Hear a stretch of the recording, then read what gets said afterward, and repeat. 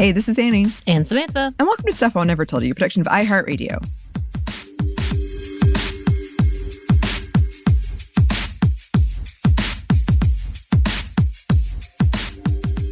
And welcome to another edition of Feminist Movie Friday. I have to say, we have quite a backlog of movies that we want to talk about. Every movie we watch, I'm like, but then we could watch this one too. Yeah. And this definitely was the case with this movie, which is Moana. So many of you wrote in about Moana over my course of being a host because I came in as a host right after the movie came out. And then after we did Frozen, so many of you wrote in about that. And so I was like, let's come back and talk about Moana. That being said, this movie is from 2016, but I guess it still falls under the spoilers umbrella. So if you haven't seen it and want to see it, or I don't know, maybe you don't care about spoilers, that's just my caveat. There has been a lot of news about Moana lately, which is one of the other reasons I wanted to talk about it. There is a sequel and a live action remake, which I'm very bamboozled by, but like they're doing both. Right. Okay. There's a new ride or experience at Disney called The Way of Water. The last time I was there, which was in October of 2023, the wait time was 4 hours. But it's new, so everybody's trying to go in.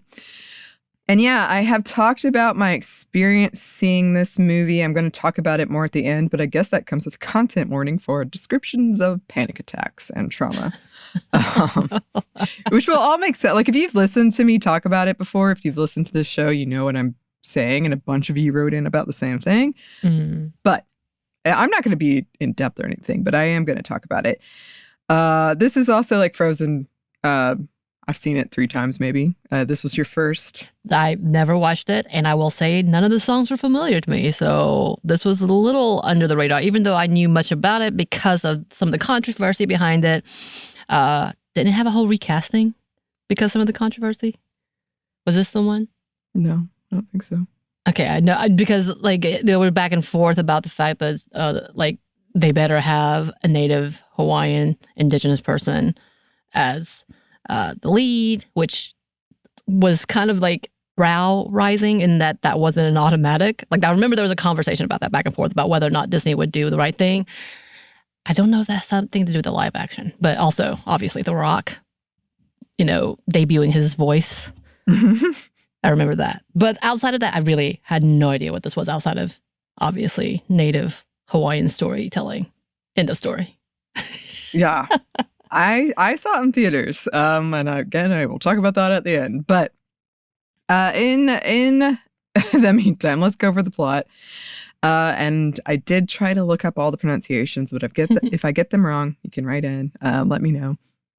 Moana is a critically acclaimed and financially successful 2016 film. It came out literally right after the 2016 election.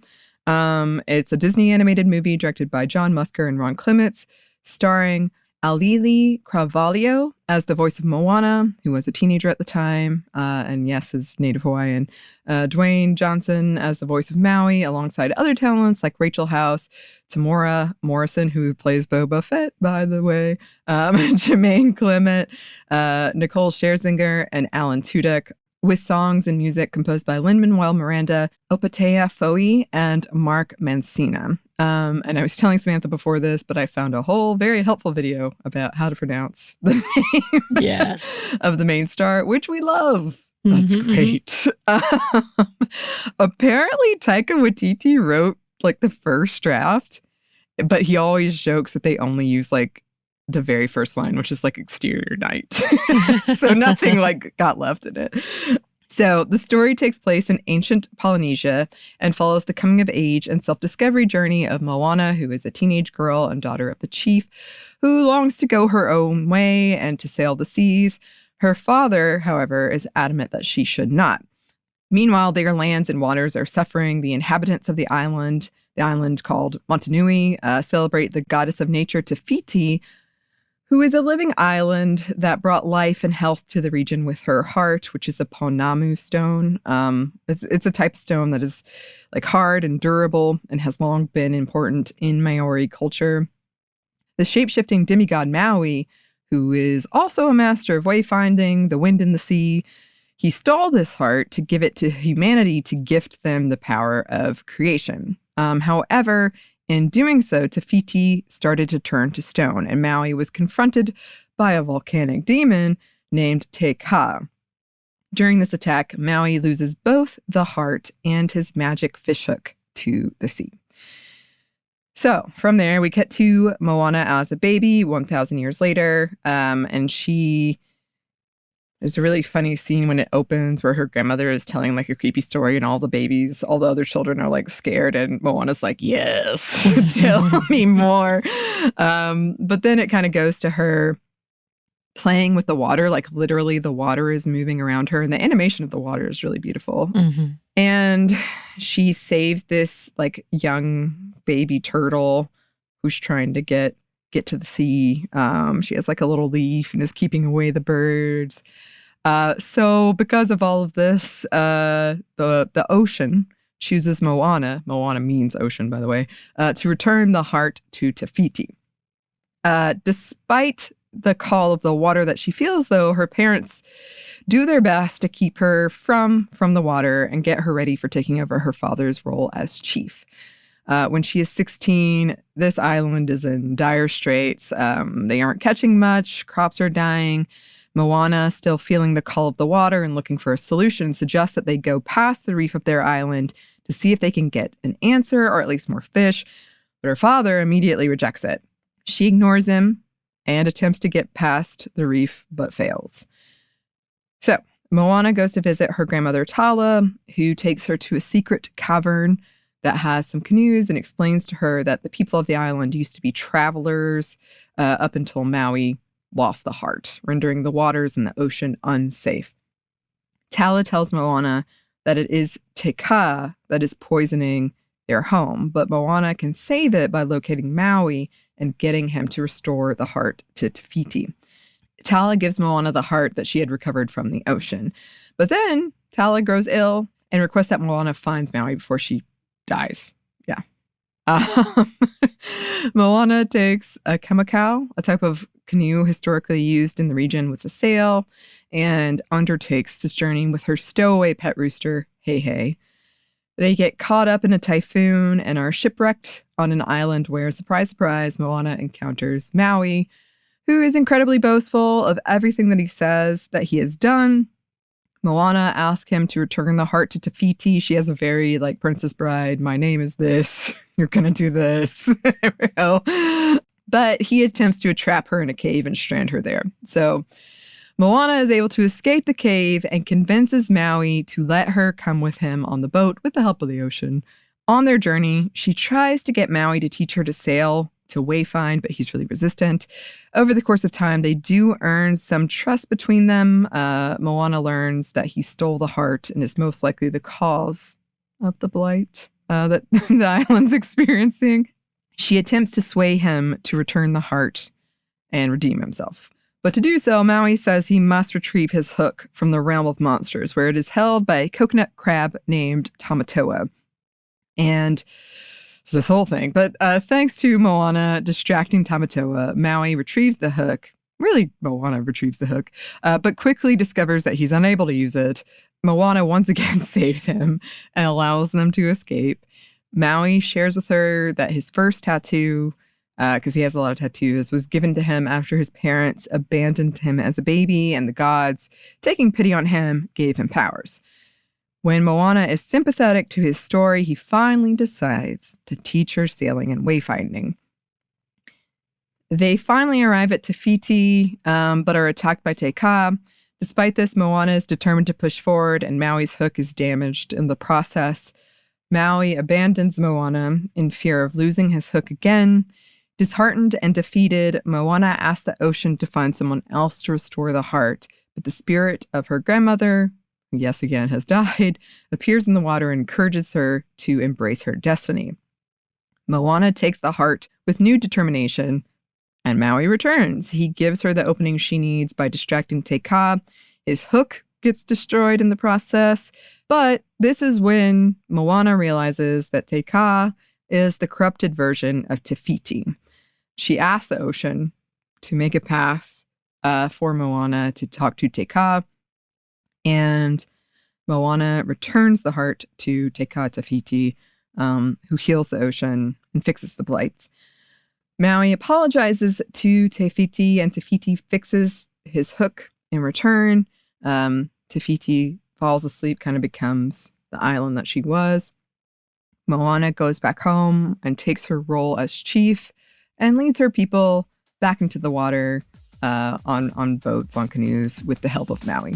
She's kind of the one leading the charge. And that's how it ends.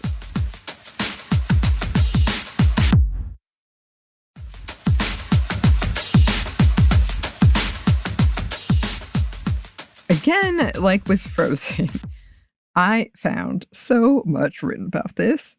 So many deep, long, like 40-page articles. So I'm trying to condense down essentially what I found. But I did find, as we move into the themes, so many angry articles about how this movie emasculated men because Maui lost his hook. Which gave me a good chuckle. It gave me a good chuckle.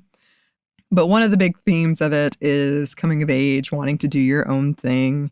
That is certainly from the beginning, Moana, that is what she wants. This idea of her finding herself, her main song being like, "You don't know how far I'll go." And I thought it was interesting because behind the scenes, this got rewritten 9 times. Well, it just kind of went through like 9 different passes, which is not that rare for a movie from this big of a studio. But the original draft had her having many brothers, but they erased it because they wanted it to be more about her finding herself. Like, I think the original draft was like her trying to stand out from her brothers. Oh, isn't that Brave?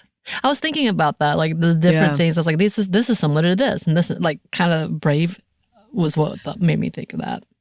This is definitely very similar to Brave in terms of you get to the end and they're like, I want to do my own thing. But the interesting thing about Moana, which we're going to talk about more later, is that Brave still had the marriage romance storyline. It's just she was not into it. Moana doesn't have it at all. Like, it's just not there. And I do love Brave. Again, if we had more time, there's so many movies I want to talk about. But yeah, so they got rid of the brothers part. They also changed. Originally, it was her father that wanted her to take up the sailing traditions again, but it was later rewritten so the grandmother would be the person that wanted that. So it wasn't a man kind of overshadowing her, leading her way, which I thought was interesting. I think another big theme is just responsibility to family, because she's like constantly in the beginning trying to convince herself, no, this is good. I want this, even though the sea keeps calling her, like she keeps wanting to go to the water. And I did read a lot of interesting things about how, purposely or not, it does feel very like the patriarchy is trying to control her. Like her father is the one that's like, you're staying here and you're doing this. It's Maui, the god, the demigod, who's like, you are not near good enough to do this. I'm not going to even deign to teach you. But it's her grandmother and her mom who are encouraging her. And I did think that was interesting of like Maui being kind of a gatekeeper. Like he just won't teach her. And she's out there and she's really trying to learn. But her father was the one that wouldn't let her learn anything. Right. And so in the end, Maui does teach her. And then she teaches her father, which I thought was a great, like, it's one of the final moments. Right. She becomes expert. In the final moment, are they discovering new lands? Is that what they're trying to do? Or are they just voyaging to come back? They're just going out. Okay. There's actually a big historical note about this, which I'm going to talk about, that I didn't know anything about. But yeah, I think they're just checking it out. And most of the action in this movie happens because of women. It's the women that are getting the stuff done, for sure. So here's a quote From Feminist Gaze, childlike and petulant, this demigod becomes the greatest challenge that she, Moana, has to overcome in order to solve the problems of her people. Standing up to him, she is fighting against patriarchy and masculinity alike, wrangling against the constant badgering and belittling that is every woman's surest battle in life. And Moana's struggle is no different, as he continually renders her to tears and self-doubt. Her greatest power comes not in solving problems or being creative about solving problems or battling monsters or ambition or gumption, but in fighting against the men that stand in her way with physical and emotional force just to shut her up, stunt her growth and potential, and put her in her place. They don't see what we girls and women see. One girl set up against the will of two powerful and patriarchal figures. In many ways, this is what females experience as they come of age. Our most persistent battle is not finding ourselves or solving our problems, but fighting against every patriarchal norm that come at us from every male-dominated industry, reminding us that we have to fight harder, yell louder, work longer just to be heard, just to achieve what we know is rightfully ours, free will and volition. Yeah, I mean, it's interesting too, because I do think a lot of people don't pick up on that, but when you watch it and you have that sort of brain in mind, you're like, yeah, she definitely, I think the first time I saw it, I was more like, it was kind of refreshing because her gender wasn't really brought up. Right. As like oh, she can't do it. It was more just like her responsibilities. So that was kind of nice. It was interesting that there was no opposition for her to be the ruler, the chief. Like every single thing, like she showed her problem-solving skills, and everybody was just understanding and nodding and yes. And even when she couldn't solve the problem, the fish problem, they still had like a respect to hear her and not denigrating her based on her gender. There was never that question. So I was like, that's unusual that that's not even brought up. No. And I think that's why when I was reading this article, I was like, oh, that is true that it is mostly men trying to keep her down. But because gender is so sort of out of the question in a lot of this movie, I don't think I had ever really thought about it like that. There is certainly male ego happening, especially with, obviously, Maui, although he's very insecure. But his whole song, like, you're welcome, thank you, like trying to take credit for everything. But when we're going to come back to this later, I also find his story a little interesting in terms of trauma, because he's basically like too scared to use his powers anymore after what happened to him. And he places so much value in this magical hook that he doesn't, without the hook, he even has a whole scene where he's like, I'm nothing without it. That being said, Moana was specifically designed to be the hero. As I mentioned already, like that's why they kind of got rid of the brother storyline. That's why they put the grandmother and the story of the mentor and the role of the mentor, excuse me. And there's no romance because of that. Maui is meant to be really annoying and kind of not competent. And when he does start to change, it's with Moana still at the lead. Her sidekicks are truly sidekicks. Like, I read a whole paper about this, I swear. Her, like, pet sidekicks that are so traditional in Disney movies they were meant to be, like, truly sidekicks and not steal the role from her. I was very confused by the chicken. It was so little, like, other than being chaotic constantly, that I was like, except for the one time that he saved the heart. I was like, there's nothing to this chicken. What's happening? Other than being like comical foil. Like, that's the entirety of the thing. And then she didn't even bring the smart one, the pig, along. So I'm very confused by this chicken. And they're always having to put, like, every single one of them have had to put it in a basket and into the little space, including the ocean. Like, stop it. This honestly reminds me of like a D&D character. It's such a good, like, again, Peaches in my D&D campaign. How dare you compare my Peaches to that chicken? But the kind of the role of chaos of just this character that comes in and is like, we don't know what's going to happen. Right. We don't know why they're here, but hey, look. I also thought I found a lot of stuff written about the flipping of roles in this, where Maui is like consistently trying to put Moana in either the role of bait or the damsel in distress, and or just get rid of her. And I feel like as the audience, a lot of times you think, oh, okay, that's going to work.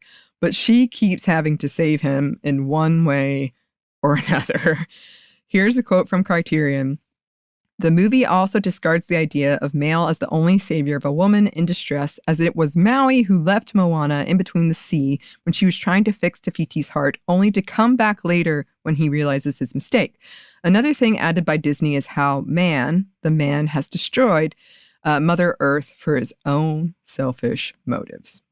Something else, and this is too long of a topic for today, but there's a really big conversation that happens a lot around movies like this, Star Wars being one, the democracy of power, i.e. she's not a god, but she's very powerful. But a lot of people, it's like they almost dismiss the person who's not the god, which I actually think is a really good story, that she's able to do that without those powers. But when I tell you, it is a big conversation. Woo! Also a big theme, family, obviously. I would say particularly the grandmother, her relationship with the grandmother, who is also sort of, I would say she would describe herself as sort of the crazy old lady. She does. She keeps saying that. Yeah, she's like, yeah, no one I'm gets just the crazy person. They all know me as the crazy one. But Moana relates, Like, connects to that, which I like. That is a big thing that I've liked seeing in newer movies, where we get to see the generations of women connecting. And then representation, as I said, Moana means ocean. There is no romance. There's no, quote, happily ever after or marriage. She just set sail. So it feels very much like a movie where she's, at the end, she's launching into the next part of her life. right. Hence the sequel, perhaps. Well, now I'm scared that they're going to bring in the romance portion in the sequel. It's possible. It's very possible. But it would mean that was one of the biggest praises it got. Right. And I read another article.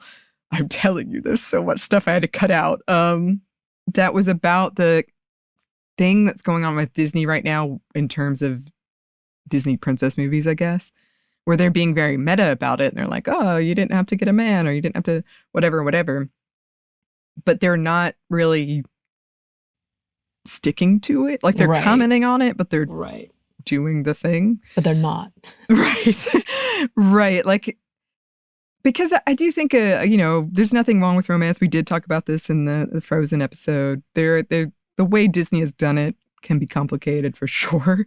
But that was one of the reasons this character resonated so much, was it just wasn't a part of her story.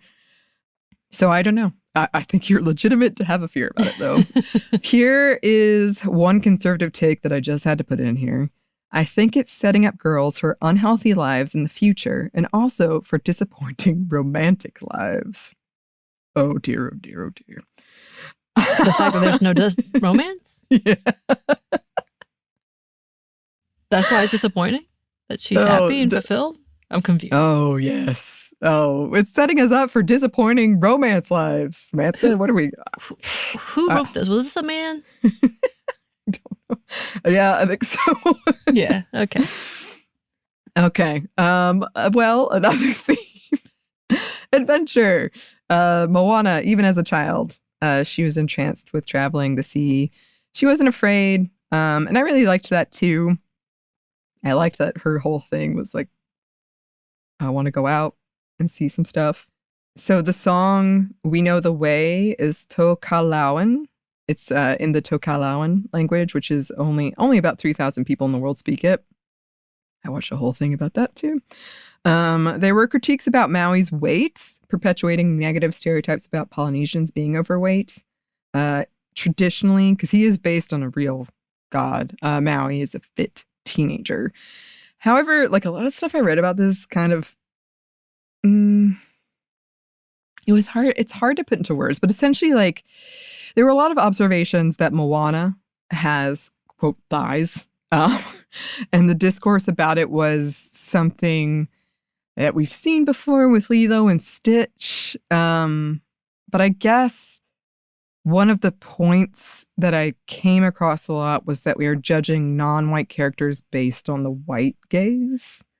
And I think this is a bigger, more nuanced conversation, but just to put that out there, because I did see that a lot researching it. And I read a lot of things. I was kind of like, I see where you're coming from, but it also feels a little like, yeah, that's a bigger topic. That's a hard conversation because you one or the other, like who based on whose standards. Because I've definitely seen on like whether it's like through TV shows or whatever, Maori and Native Indigenous people from Hawaii as well as New Zealand being fairly thin and very small. Mm-hmm. So it's not like that's necessarily the white standard unless you think that's white standard because it's what white people like type of thing conversation. So it's kind of like, well, yeah. And then you look at things like Brave and Frozen and they're like, why are they like that? And then you have this, which is almost caricaturish as well. So it's kind of like, yeah, I can see both sides. Like you can see how leaning either way could be dangerous. And why is it constantly this way though for this one thing? Right. Yeah. It was just like and we should come back and talk about it, but it was like, it deserves much more space than just this. Also something that deserves more space. Coconuts are complicated in the Pacific Islands. The word has been used as a slur. Oh, so really? I didn't know that. Yep. So the Kakamora, the pirate coconut people in the movie, they have historical roots. They're based historically, but it's messy because of the term. And also the history, to be honest. And there are like very legitimate critiques to make about Disney in general with things like their Polynesian resort or Epcot at large that I love visiting, but it is weird at best. Like ultimately they're making money off of a culture. The representation part is still really important. That's huge, but it's still like Disney's getting the money from it. So, yeah.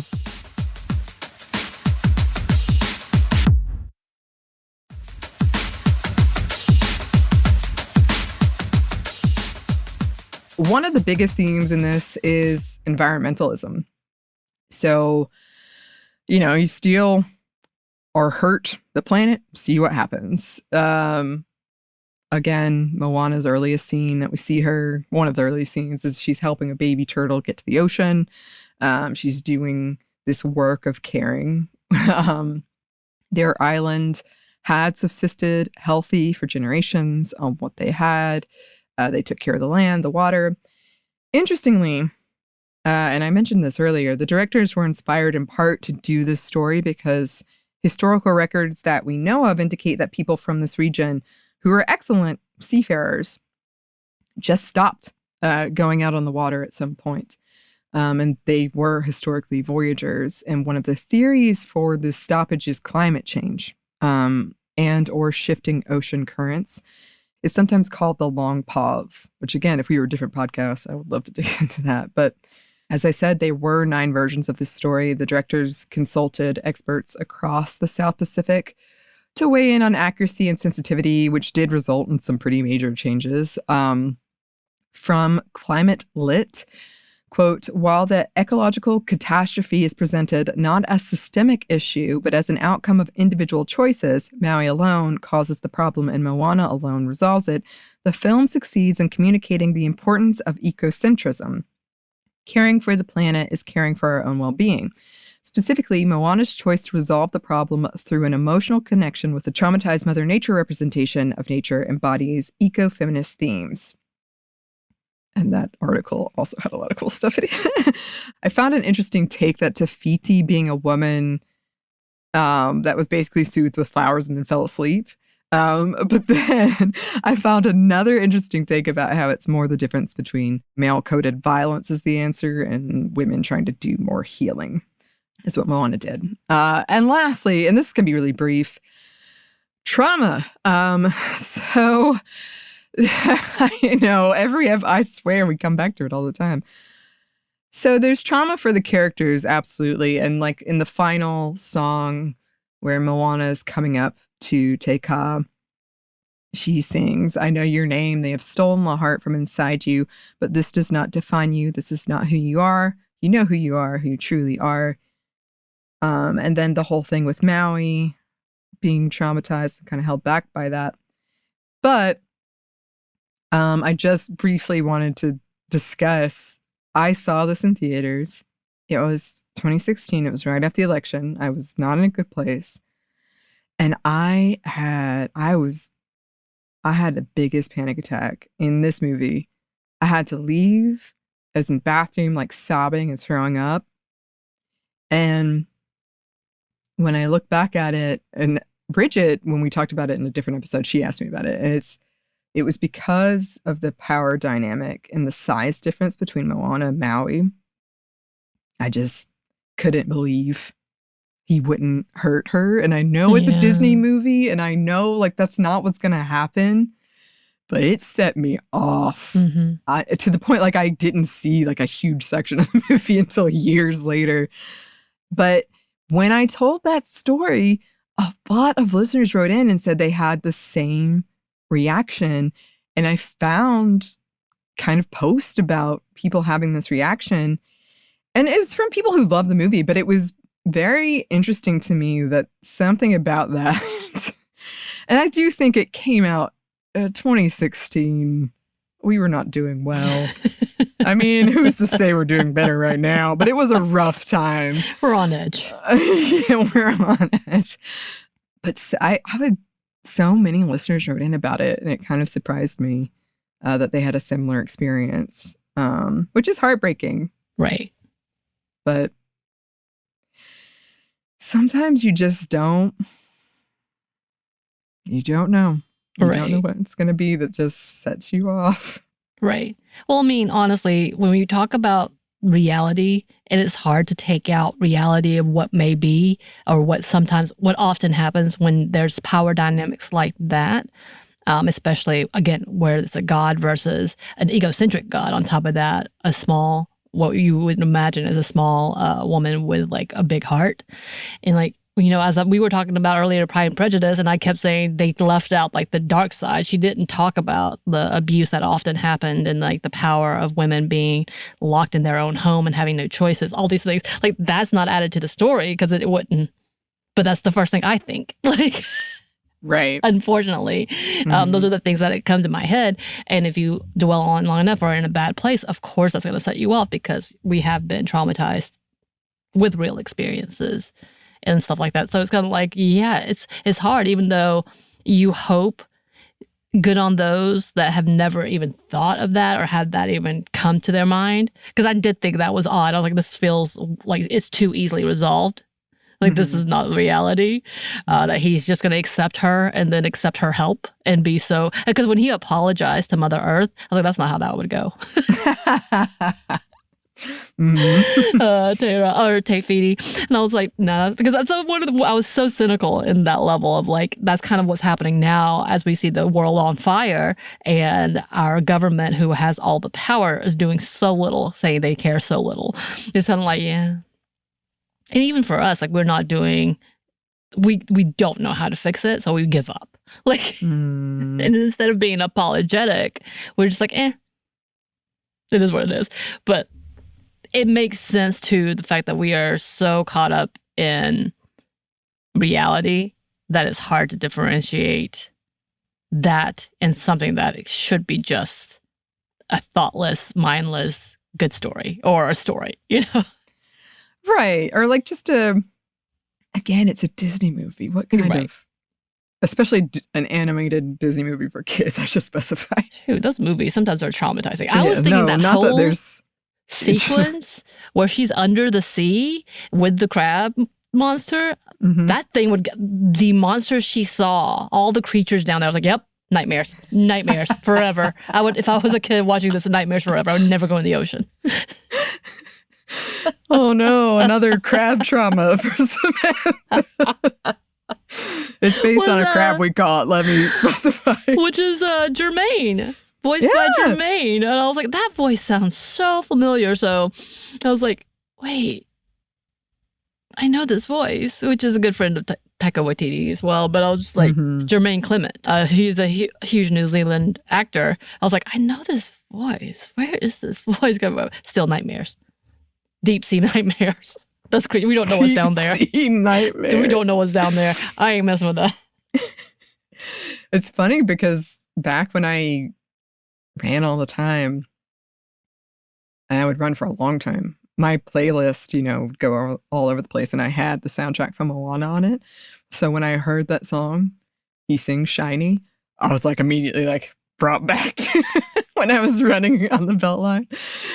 But yeah, I hope that for all the listeners that wrote in suggesting this, that we did it justice. We'll see what the sequel brings, what the live action brings. And if we missed anything, or you have any thoughts, please let us know. We love hearing from you. You can email us at stephaniamomstuff@iheartmedia.com. You can find us on Twitter at momstuffpodcast or on TikTok and Instagram at Stuff I Never Told You. We have a TeePublic store and we have a book you can get wherever you get your books. Thanks as always to our super producer Christina, our executive producer Maya, and our contributor Joey. Thank you. And thanks to you for listening. Stuff I Never Told You is a production by iHeartRadio. For more podcasts from iHeartRadio, you can check out the iHeartRadio app, Apple Podcasts, or wherever you listen to your favorite shows.